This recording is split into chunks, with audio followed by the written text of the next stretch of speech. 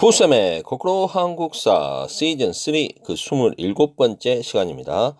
이번 시간에는 동아시아 국제질서의 변화에 조선은 어떻게 대응하였을까라는 주제로 강의를 할 텐데요. 쉽게 말해서 조선 전기 조선과 주변 국가의 관계, 대외 관계는 어땠을까라는 내용입니다.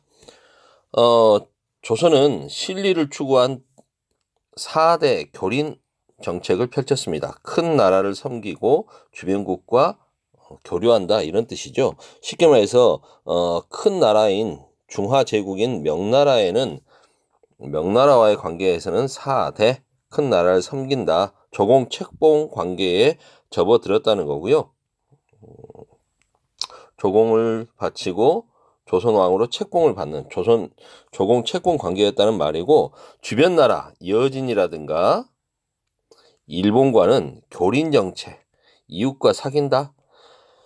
이렇게 이웃린 사귈교, 이웃과 사귀다 보면 이웃 사촌과는 친하게 지낼 때도 있고 좀 다툴 때도 있는 거 아니겠습니까? 그래서 여진과 일본과는 쉽게 말하면 회유책도 쓰고 강경책도 썼다라는 소리입니다. 회유책도 쓰고 강경책도 썼다라는 말이죠. 자, 그렇다면 자세히 좀 살펴볼까요? 조선과 명나라는 초에는 사이가 좋지 않았습니다. 외교적인 갈등을 보이죠. 왜냐하면 명나라 태조 주원장이 조선에 대해서 굉장히 좀 세게 좀 어그로를 끈다 그러죠. 조선 말을 쉽게 안 들어줍니다. 조선 말을 쉽게 안 들어준다니까 조선이 상위에 있는 나라 같네요. 그게 아니고 조선은 명나라한테 잘 보이고 싶은데 명나라가 괜히 트집을 잡는 거죠. 대표적인 게 이성계가 마치 이이님의 후손인 것처럼 안 바꿔줘요. 잘못되어 있는 가짜 뉴스인데 그거 자체를 안 바꿔주면서 계속 조선을 트집 잡는 거죠. 그런데 이제 그에 반해서 조선 같은 경우에 그러면은 조선도 나라를 세웠으니 태조 이성계에 자신감이 넘치지 않습니까? 칫뿡 서로 사이가 안 좋다는 겁니다. 이렇다 보니까 조선에서는 오히려 이 기회에 진짜 저번에 우왕 때 못했던 고려말 우왕 때 못했던 요동정벌을 추진해버리자 해서 강경파 정도전이 요동정벌을 추진하니까 둘 사이는 좋아질 수가 없었죠. 그런데 조선에서 이방원이 이제 정도전을 제거하고 권력을 잡죠. 그리고 명나라에서도 명태조가 이제 죽습니다. 이러면서 강경한 정책을 펼치던 사람들이 사라진 태종 때부터는 사이가 좋아지죠. 이방원 때부터는 이건 지우개를 지워줄게요. 이방원 때부터는 친선 관계를 회복한다. 이로써 조선은 국내 정치의 안정을 꾀할 수 있었고, 명나라하고 전쟁하는 거 아니니까, 그리고 명나라로부터 인정을 받게 되니까 국제사회에서 인정을 받는 거죠. 명나라가 분명 중화제국이기 때문에 그들과 교류하다 보면 많은 경제적인 이득과 문화적인 실리를 추구할 수 있었던 거죠. 명나라와의 관계는 그렇고요. 여진과의 관계는 어떠냐? 북방 지역의 안정, 영토 확장을 추구하는 조선. 당연히 여진과는 갈등을 보일 수밖에 없었겠죠. 여진족과는 갈등을 보일 수밖에 없습니다. 귀순을 장려하고 국경지역에 무역소를 설치해서 교류도 하게 해줍니다. 일부 지역, 이런 걸 회유책이라고 할 수가 있겠죠. 하지만 강경책으로서는 여러분 잘 아시는 뭡니까? 사군과 육진을 개척하죠. 줌 기능을 써서 지도로 좀 자세히 봐볼까요? 여기 아닙니까? 사군과 육진.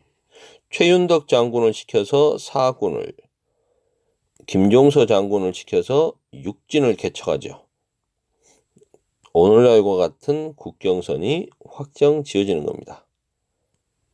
고려 말에 국경선에서 보면 많이 확대했죠.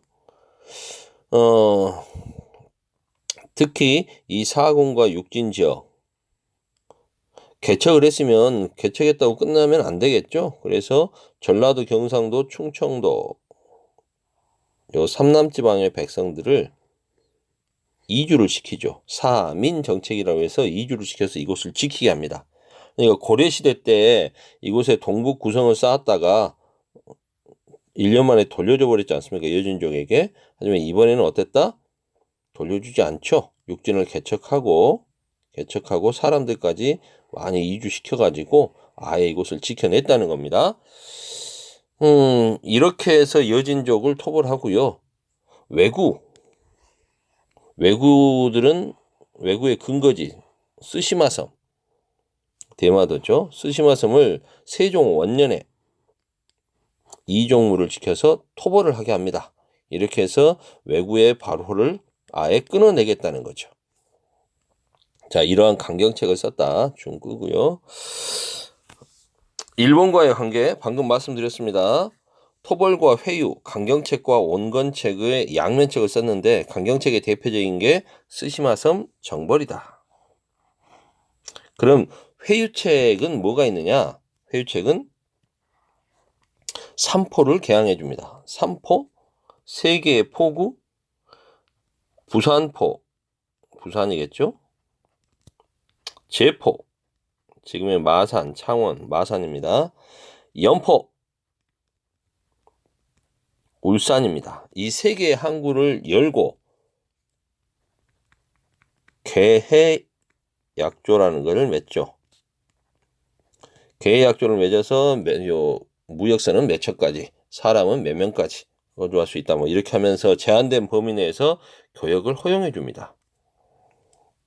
그런데 일본 입장에서는 이 정도의 교역량으로서는 목이 마른 거예요. 한계가 있다는 겁니다. 그래서 더 늘려달라고 자꾸 요구를 하죠. 그렇게 해서 나온 게 삼포에서 중종때입니다. 왜구들이 반란을 일으키는 거예요. 조선에서는 이렇게 좀 반란을 일으키면 그래 우는 아이 떡 하나 더 주는 게 아니라 더 세게 나가버립니다. 너희들 이거 건방져서 안 되겠구만. 교역량 절반으로 줄이겠어. 그러자 얘들이 또 난리를 일으키죠. 을묘년에 왜변 명종 때 또 난리를 일으킵니다. 허허 이거 또 진압하고 나서 이제 어떡합니까? 절반으로 더 줄여버리겠어. 너무 이렇게 강경 일변도로 좀 나간 게 일본과의 관계를 좀 악화시키는 것도 있었습니다. 걔들이 원하는 건 교역량이었기 때문에 교역에 목말라 있는 일본이라면 그걸 좀 늘려주는 방법도 괜찮았을 텐데 안타깝네요. 그러자 이제 조선에서는 안 되겠다. 이런 오랑캐들의 변란에 대해서 대비해야겠다 해서 그 유명한 비변사를 설치하는 거죠. 변란에 대비하는 임시기구였던 비변사는 이제 점차 상설화되죠. 하지만 이런 것만 설치하면 뭐합니까? 진짜 중요한 건 국방력을 강화해야 되는데 문치주의 살인들에 의해서 양반끼리 이렇게 좀 오랫동안 훈구파와 살인파의 갈등 그리고 큰 전쟁이 없는 시기가 계속되다 보니까 국방력이 소홀해진 거죠. 이런 와중에 이제 일본은 1590년 오랜 전국시대의 혼란을 끝내고 토요토미 히데요시가 일본을 통일합니다. 그들은 토요토미 히데요시는 일본 내에서의 그런 전국시대의 통일 과정에서 갖고 있었던 내부 불만 세력, 영지를 새롭게 확보하지 못했다든가 이런 것들을 불만을 바깥으로 돌리고 중국으로 한번 진출해보자. 그리고 자기들 안에서의 불만 세력들을 좀 잠재우기 위해서 정권 안정을 도모하기 위해 전쟁을 준비했던 거죠. 내부 불만을 외부에서 일어난 사건으로 덮어버리려고 했다는 겁니다. 그게 바로 1592년 임진왜란으로 나오는 거죠. 임진왜란 전개 상황은 여러분들이 너무 잘 아실 겁니다. 초반에 조선 육군이 크게 패하고 왕은 의주까지 도망을 가서 중국에 망명을 준비하고 그런 상황에서 이제 이순신이라고 하는 조선 수군의 승전보가 전해지고 그리고 명나라 군대가 지원을 오고 조명 연합군이 평양성을 탈환하고 그러면서 이제 전세가 역전되고 그리고 이제 일본군은 휴전회담을 제안하고 명나라와 일본 사이 휴전 기간이 계속 3년여 지속되다가 휴전 협상이 최종 결렬되면서 다시 일본군이 재침하고 정유재란 하지만 이제 조명연합군 그리고 조선군은 이미 의병을 중심으로 준비가 많이 되어 있었죠. 정비가 되어 있었기 때문에 이걸 막아내면서 일본군이 결국 토요토미 히데요시의 죽음 이후에 병사 이후에 철수를 하게 되죠. 이러면서 전쟁이 끝나게 되지 않습니까? 임진왜란의 이야기는 이 정도로만 하겠습니다. 지금 2015 개정 교육과정에서는 임진왜란 이야기를 자세히 다루진 않습니다. 전 근대사 자체가 양이 좀 줄었기 때문에 그래서 선생님이 긴 시간 설명을 못 드리겠고요. 우리 그 수업 중에 다양한 활동을 통해 가지고 임진왜란 뭐 땅 따먹기라든가 이런 수행 활동 함께 해보는 학생 참여형 활동을 통해서 이 부분을 좀 더 알아가 보도록 하겠습니다. 그래서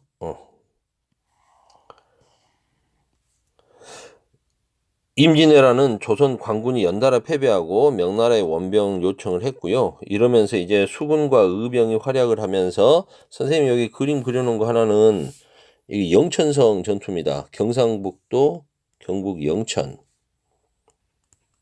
교과서에도 없는 영천성 전투를 왜 그리셨습니까?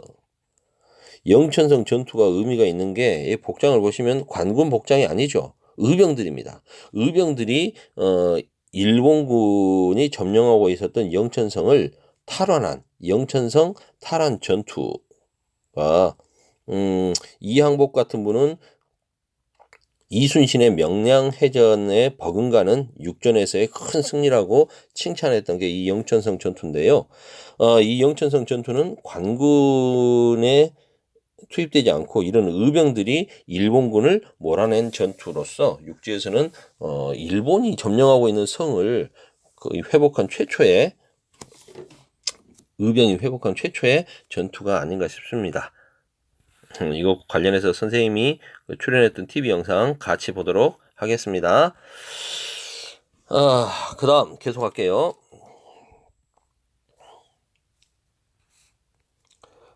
동아시아 국제전으로 전쟁이 이제 확대됩니다. 조명연합군이 반격하고 평양성을 탈환하고 하면서 국제전으로 확대되죠. 일본의 휴전회의, 휴전제의, 그리고 협상 결렬, 그리고 왜군이 다시 쳐들어온 정유재란. 하지만 조명연합군과 조선수군이 이걸 격퇴하면서 왜군은 철수하게 됐다. 그러면 외란 이후에 동아시아 국제질서는 어떻게 바뀌었는가? 명나라가 약해집니다. 그리고 후금이 성장하죠. 이게 무슨 말일까? 동아시아에서 세력이 교체된다는 거죠. 동아시아의 주도권을 쥐고 있었던 세력은 명나라.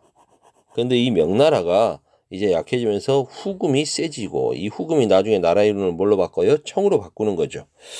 그리고 일본에서는 무슨 일이 생깁니까? 토요토미 가문이 무너지면서 새로운 막부가 형성되죠.